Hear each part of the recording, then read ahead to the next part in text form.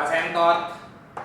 Hey, kita balik lagi sama Pak Sentot. Setelah kemarin kita bahas soal Persib yang hat-trick juara, kita setelah kompetisi selesai, timnas bakal kembali melakukan pemusatan latihan. Ini yang jadi concern buat John Hartman buat apa sih? Kalau kita sebutnya sih masih Piala AFF nanti Juni atau Juli, gue lupa. Jadi yang lucunya itu John Hartman masih belum memanggil Teja Pakualam. Kenapa sih Pak? Kenapa Pak John? Karena padahal si Teja Pakualam adalah salah satu kiper terbaik musim ini.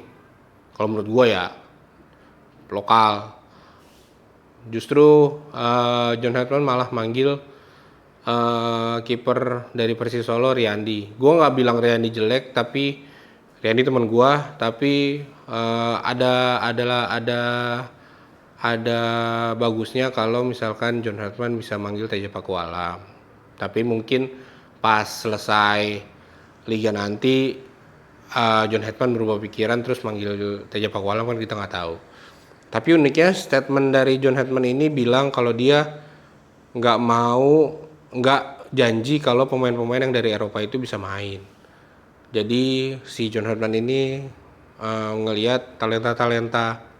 masih ngelihat talenta lokal yang ada di Indonesia. Ini salah satu poin plusnya dari John Hartman ya kalau menurut gua.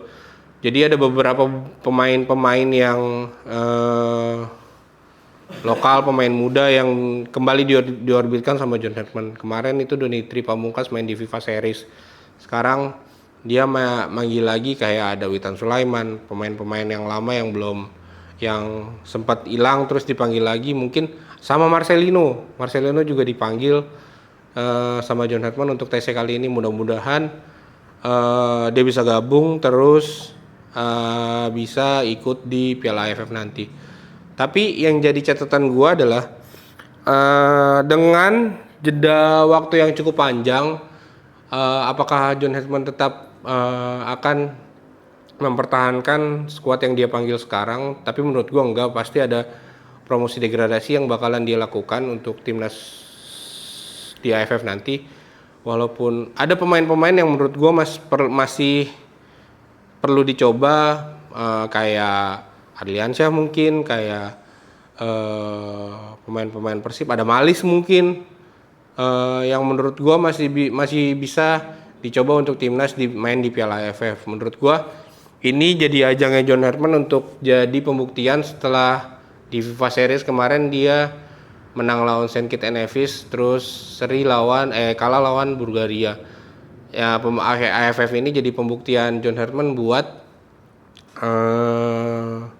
ngebuktiin kalau dialah satu-satunya pelatih yang bisa memberikan gelar Piala AFF untuk Indonesia. Jadi dengan skuad yang ada, dengan jeda waktu yang lama, dengan waktu yang nggak mepet dari sebelum-sebelumnya ketika FIFA Series, menurut gue John Hartman bisa memaksimalkan pemusatan latihan ini untuk timnas senior.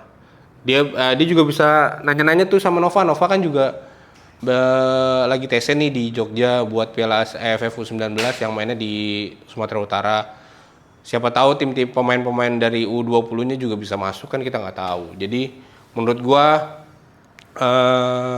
John Hartman harus mempersiapkan tim dengan baik, harus memberikan hasil yang terbaik, harus memberikan kado terindah buat Pak Erik. Karena tahun ini udah jadi tahun terakhir menjabat sebagai ketum PSSI. Siapa tahu di tangan John Hartman Pak Erik bisa memberikan sejarah sebagai ketua umum yang meraih gelar juara Piala AFF untuk pertama kalinya bersama Indonesia. Ya, kita lihat aja apapun hasil yang terjadi nanti. Semoga apa yang dilakukan John Hartman, apa yang dilakukan staf pelatih, apa yang dilakukan pemain-pemain untuk TC saat ini, John Hartman tidak salah pilih pemain, John Nurtman bisa memperlihatkan kemampuan taktiknya dalam meramu tim sehingga bisa meraih gelar juara. Mungkin itu aja kali yang gue sampaikan hari ini, karena gue juga pengen lihat nih pas tesnya nanti bisa nggak, apa sedekat apa sih cara pembawaan John Nurtman dengan pemain, gitu aja. Tapi yang keren, John Nurtman tinggal di Indonesia, nggak kayak pelatih sebelumnya. Anjay. Dah. Jangan lupa komen, like, subscribe channel 5x11. Terus jangan lupa follow dan komen-komen juga di IG-nya Go Basket sama Ebola. Sampai jumpa di konten Pasentot berikutnya. Assalamualaikum warahmatullahi wabarakatuh. Bye bye.